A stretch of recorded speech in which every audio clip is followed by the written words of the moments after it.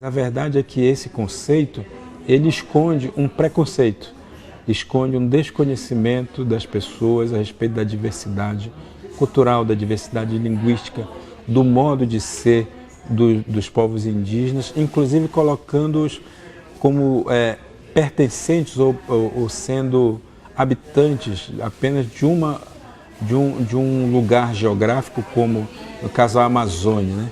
Pessoas acreditam que os índios vivem na Amazônia, mas na verdade nós estamos diante de uma diversidade tão grande, de mais de 250 povos. Aqui no Brasil são faladas 180 línguas, pelo menos, né? E essas 180 línguas muito diferentes entre si.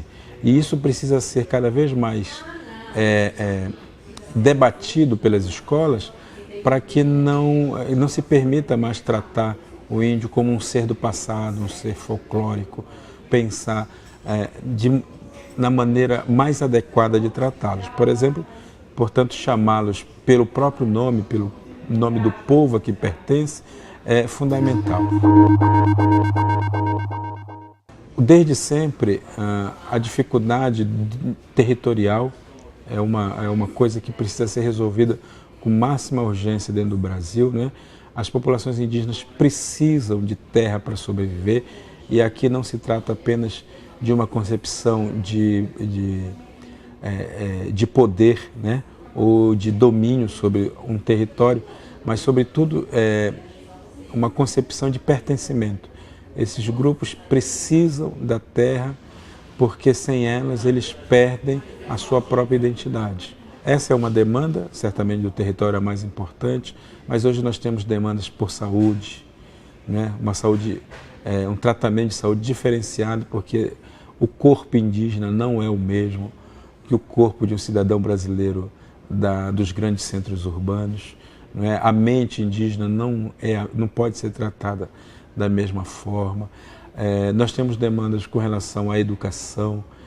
Precisa efetivamente colocar dentro dos parâmetros de educação nacional a educação diferenciada dos povos indígenas. Nós precisamos ter respeitado o nosso processo próprio de educar as nossas crianças. Então, eu acredito que essas três demandas, elas sintetizam tudo aquilo que o nosso povo precisa para permanecer vivo. O pai e a mãe, eles têm como função ensinar as coisas práticas para a criança. Caçar, pescar, subir na árvore, nadar no rio, né, conhecer o território e tal.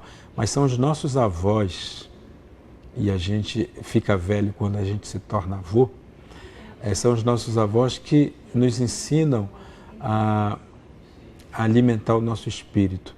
Eles que alimentam através das histórias, através da sua compreensão da vida, eles vão nos alimentando. Então, para nós é fundamental. Sem o avô, a gente perde a nossa referência. E as escolas têm que ficar muito atentas para que não se deixem enganar por uma data comemorativa, como o dia 19 de abril, e ao tratar a data achar que está fazendo um bem para as crianças. Não está. Não é? As escolas precisam lidar com a diferença, com a diversidade. O índio que se comemora no dia 19 é o índio do século XVI. É aquele índio que foi encontrado pelos europeus. Nós vivemos uma sociedade muito mais múltipla hoje em dia, e as populações indígenas estão presentes. A gente consegue encontrar esses indígenas participando do Brasil de uma forma muito efetiva, seja através do cinema, da televisão, seja produzindo filmes, seja criando sites na internet específicos da temática indígena, ou através da literatura, que tem sido um pouco a área que eu tenho me dedicado mais, que é poder trazer para as crianças da cidade as histórias que os nossos povos contam, né? E numa tentativa de aproximação, porque a gente entende que a literatura é um instrumento importante para a gente compreender o outro também. E esse outro que as escolas precisam conhecer está presente, é um ser atuante dentro da sociedade.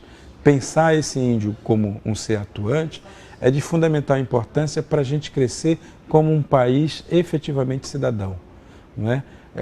Para a gente crescer como um país efetivamente democrático, para a gente crescer como um país efetivamente humano, não é? E é preciso que o Brasil entenda todas essas formas de ser humano que os povos indígenas trazem e apresentam hoje no nosso cotidiano.